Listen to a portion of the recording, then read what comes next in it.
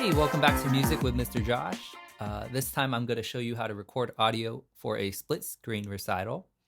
First, we're going to want to download our music backing track. These will probably be in your homeroom Google Classroom folders. So go ahead and find that and download it. I already have mine in the computer. Next, you're going to want to plug in your headphones or your earbuds just so you don't get any of the recording in your performance recording.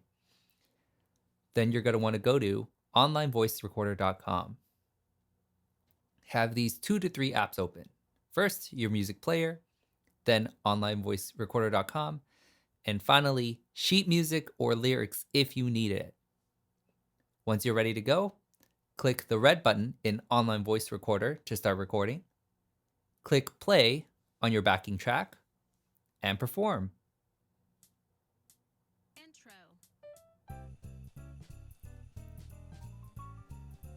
Verse 1.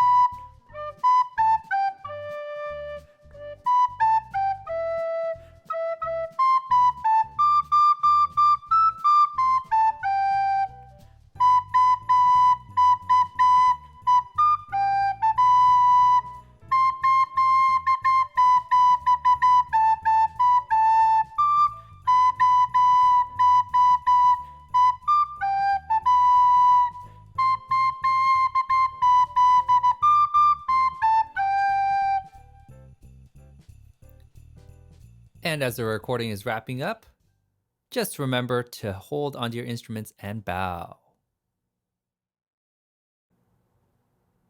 Listen back to your performance in Online Voice Recorder, and if you're satisfied with it,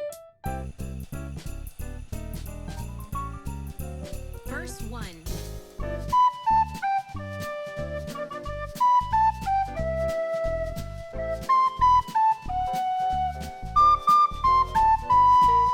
One eternity later.